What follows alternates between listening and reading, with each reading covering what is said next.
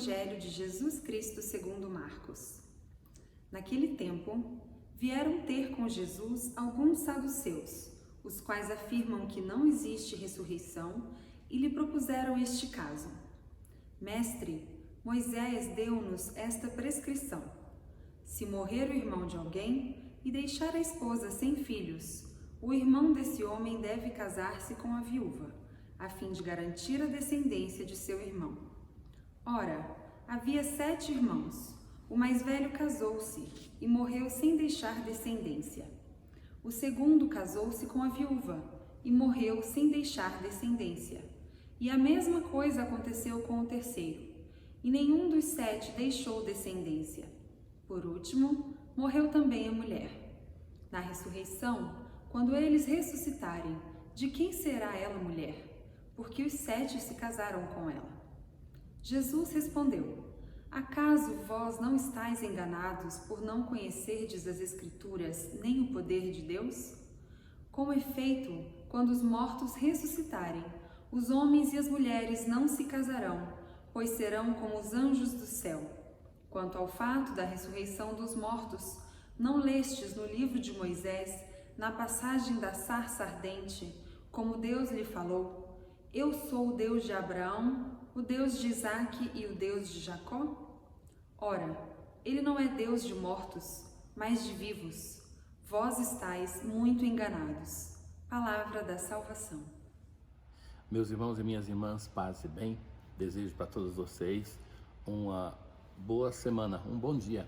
Este é o dia, caríssimos, que nós estamos voltando às celebrações nas nossas igrejas. Certo que com tantas limitações, mas ou vamos ficar com a metade do copo vazio ou a metade cheia, e vamos nos alegrar, porque já uma parte já podemos fazer. Então, hoje as 3 celebrações no nosso santuário, e queira Deus que seja um recomeço para não voltar atrás. Vamos rezar, vamos pedir ao Senhor. É interessante quando nós lemos de modo sequencial o Evangelho, e isso o tempo litúrgico que nós estamos nos permite, porque nós vamos ler praticamente todo o Evangelho de Marcos sequencialmente, um capítulo depois do outro. E nós vemos em Marcos que os seus inimigos, os inimigos de Jesus, se aproximam com armadilhas risíveis para nós, como por exemplo aquelas dos fariseus ontem, muito mais a dos saduceus hoje. O que são isso? Fariseus, saduceus, esses nomes que nós ouvimos sempre na Bíblia, talvez não é claro para nós. Veja que a religião de Israel era formada de grupos. Esses grupos são seitas ao interno da religião de Israel. Todos se consideravam membros da mesma religião, mas eles tinham diferenças no modo de crer. A diferença mais notória é aquela entre os fariseus e saduceus, porque os primeiros acreditavam na ressurreição e os segundos não. Eles negavam a ressurreição, uma vida depois da morte. E Jesus, nesse aspecto, é ligado à fé dos fariseus. Então, o grupo de ontem armou uma armadilha para Jesus com uma pergunta, aquela sobre é lícito pagar imposto a César.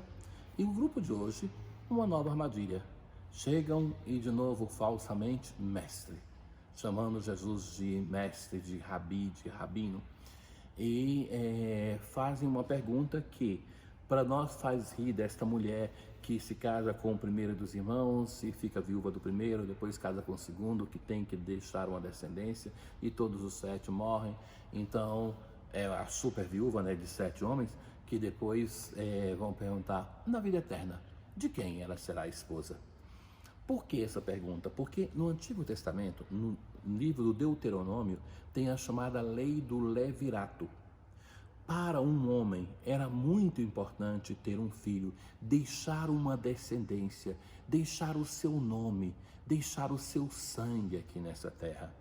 Era tão importante que, se morria sem deixar filho, o irmão mais próximo deveria se casar com a esposa, terem filhos, e esses filhos seriam considerados não daquele segundo irmão, mas do primeiro que morreu, para que ele tivesse a sua honra lavada, para que ele não fosse sempre desonrado com a fama de que não deixou uma descendência. Então é essa a lei que motiva esta pergunta que fazem a Jesus. A resposta de Jesus, como ontem Jesus desarma os seus opositores, e não é importante isso porque é um confronto de ideias, não é importante, é porque Jesus vai além. Isso acontece com os inimigos de Jesus, que fazem uma pergunta, uma questão, e Jesus responde além, mas também a cada pessoa que vem para falar com Jesus. Jesus não se limita somente ao problema que apresenta a pessoa, mas responde com muito maior grandeza. Os saduceus, eles acreditavam só nos 5 primeiros livros da Bíblia, a Torá, o Pentateuco. Jesus usa um texto da Torá para mostrar o erro deles. Vai dizer assim que no episódio da história de Moisés em Êxodo, Deus se apresenta como o Deus de Abraão, de Isaac e de Jacó. Entendam isso. Se Deus se apresenta assim, como Deus desses 3 que já tinham morrido no tempo de Moisés, é porque esses 3 estão vivos. Porque Deus não é um Deus dos mortos, mas para Ele todos vivem. Então, a resposta de Jesus não diz somente assim, a ressurreição existe, mas com base em algo que eles creem, que é que o livro do Êxodo é revelado, é texto divino, texto sacro, Jesus convida-os para fazer uma mudança, para ir além, para se superarem. Então vejam bem que Jesus age com misericórdia até mesmo com aqueles que são seus inimigos, que querem destruí-lo. E essa é a grandeza do nosso Deus. Dar as razões da nossa fé. Eu acho que quase que na história da humanidade nós não tivemos tanto que fazer isso como no nosso tempo. E que temos tanta possibilidade, tanta oportunidade. Vejam que nunca os meios de comunicação existiram com tanta potencialidade como esse que nós usamos, mas tantas vezes nós usamos para o mal e permitimos que o mundo use para o mal.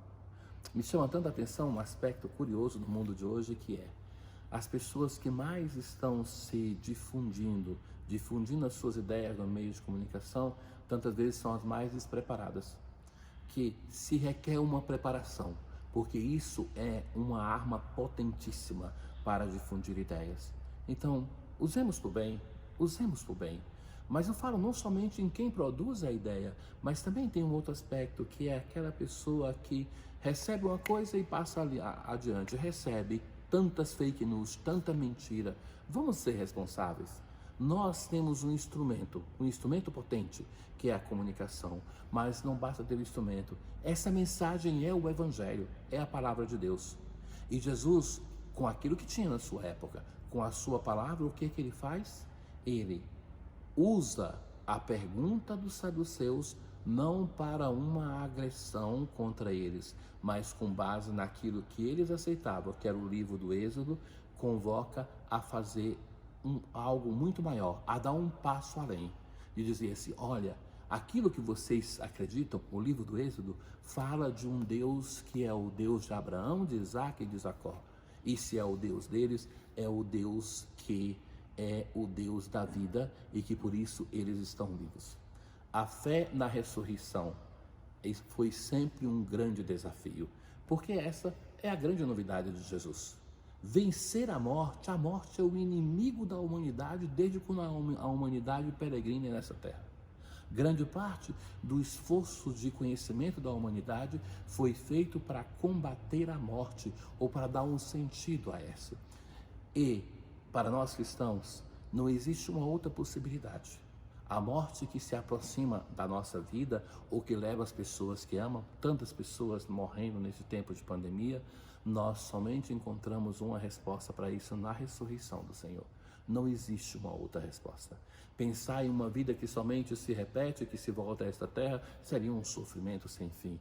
Mas Jesus, o primeiro dos ressuscitados, e foi isso que nós refletimos em todo o tempo pascal, é aquele que abre para nós as portas para uma vida nova, onde não vai ter sofrimento, não vai ter lágrimas, não vai ter pandemia, não vai ter toda a nossa dificuldade para fazer uma experiência de fé, porque veremos o nosso Deus tal qual Ele é. E é isso que nós somos chamados a crer. Um bom dia! Espero lhes ver muito brevemente no nosso santuário para a celebração. O Senhor esteja convosco, Ele está no meio de nós. Abençoe-vos o Deus Todo-Poderoso, o Pai, o Filho e o Espírito Santo. Paz.